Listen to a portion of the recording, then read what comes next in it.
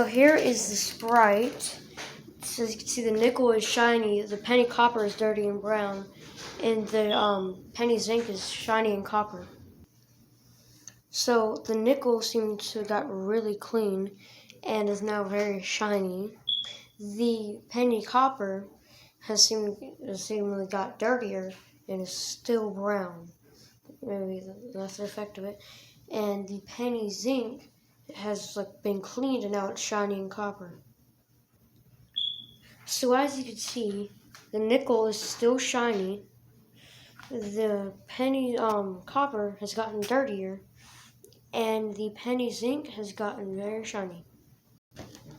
So throughout this entire experiment, the nickel was always kept on staying shiny, gotten clean.